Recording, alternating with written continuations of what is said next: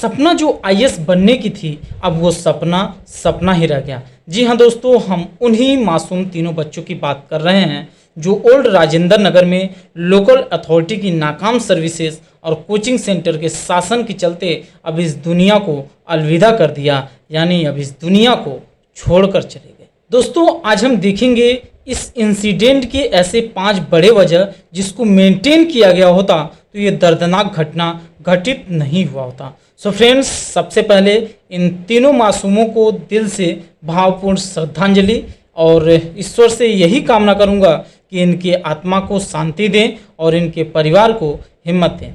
तो आइए दोस्त, अब हम देख लेते हैं कि ऐसे कौन से 5 वजह थे जिसकी वजह से ये इंसिडेंट सामना करना पड़ा। तो आइए सबसे पहला हम इसका जो वजह देखेंगे कि drainage system and sewer line do not clean before coming the monsoon season. दोस्तों, जिन संस्थानों ने उस ओल्ड राजेंद्र नगर में नालों या फिर सीवर लाइन की सफाई की जिम्मेदारी ली हुई थी, वो उसको ठीक तरीके से सफाई मानसून से पहले क्यों नहीं किया, और यदि ये सफाई किया होता तो शायद इतने भारी अमाउंट में इस वर्षा का पानी इकट्ठा नहीं होता, और यदि ये पानी इकट्ठा नहीं होता तो इतने तेजी से उस बेसमेंट के नीचे शायद ये पानी गया होता, और यदि ये पानी उसमें नहीं जाता तो शायद ये घटना घटित होने से बच जाता।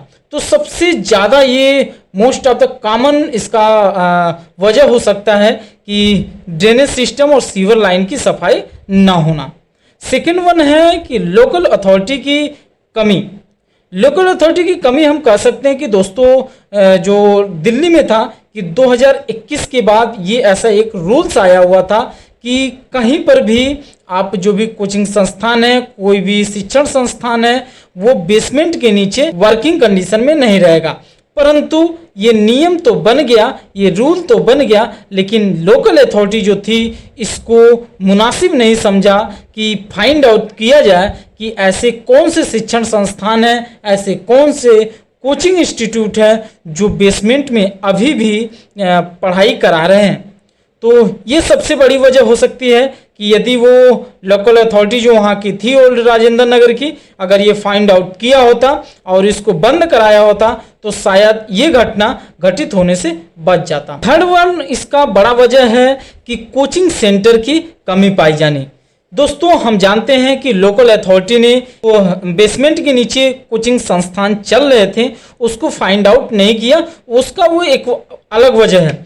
लेकिन जब कोचिंग सेंटर को पता है कि 2021 के बाद ये रूल्स और रेगुलेशन बन चुका है कि हमको बेसमेंट के नीचे किसी भी प्रकार का कोई भी पढ़ाई का कार्यक्रम नहीं करना है, तो फिर वो कोचिंग संस्थान ऐसा क्यों किया कि वो बेसमेंट में उसको लाइब्रेरी बनाना पड़ा, जो कि उसके लिए इलीगल था।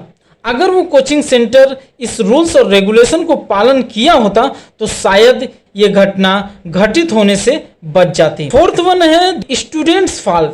जो भी स्टूडेंट हैं उसकी कमी पाई जानी। स्टूडेंट की क्या कमी थी? ऐसे जगह पर पढ़ाई कर रहे हैं, ऐसे जगह पर लाइब्रेरी में बैठे हुए हैं, वो स्टूडेंट आईएएस की तैयारी कर रहे हैं, जो one of the most study ये कर रहे हैं। आखिर में ये जब भी आईएएस का क्वालिफाई कर जाएंगे तो ये एक जिले के मालिक के रूप में, एक जिले के हर एक रूल्स रेगुलेशन को इम्प्लीमेंट कराने की जिम्मेदारी इन्हीं के कंधों पर होती है।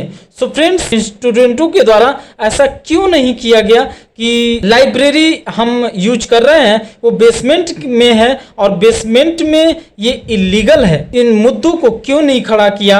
अगर ये मुद्दे को इन स्टूडेंटों ने खड़ा किया होता तो शायद ये इंसिडेंट होने से बचा जा सकता था। लास्ट 5 नंबर का है मैनेजमेंट फेलियर। दोस्तों, हम जानते हैं कि यहाँ पर ड्रेनेज सिस्टम सीवर लाइन को क्लीनिंग नहीं किया गया। सेकेंड जो वजह था कि लोकल अथॉरिटी की कमी पाई गई कि ऐसे शिक्षण संस्थान को क्यों नहीं बंद किया गया जिसके जो लाइब्रेरी, जिसके जो पढ़ाई लिखाई, जिसको जो पढ़ने का जो तरीका था वो बेसमेंट में था। थर्ड वन था कि कोचिंग सेंटर की फॉल्ट पाई गई कि वो अपने नियम को क्यों अनदेखा किया। फोर्थ वन था कि स्टूडेंट की फॉल्ट थी कि स्टूडेंट ने क्यों लाइब्रेरी ज्वाइन किया बेसमेंट के नीचे। चलो, ये 4 वजह जो थे उसको एक जगह पे रखते हैं। हम लाइब्रेरी बना दिए हैं। हमारा जो कोचिंग संस्थान है उसका मैनेजमेंट है, मैनेजमेंट को ये क्यों नहीं पता चला कि बारिश का पानी बहुत तेज़ी से जा रहा है। और ऐसा नहीं है कि जो बारिश का पानी है अचानक से 2 सेकंड में ही पूरे लाइब्रेरी को ब्लॉक कर दिया हो, पूरे लाइब्रेरी को भर दिया हो। बारिश का पानी बढ़ रहा था तो क्यों मैनेजमेंट को ऐसा नहीं समझना चाहिए था क्या कि उन लड़कों को जल्दी से पहले ही बाहर निकाल दें, क्योंकि बारिश का पानी बढ़ रहा है।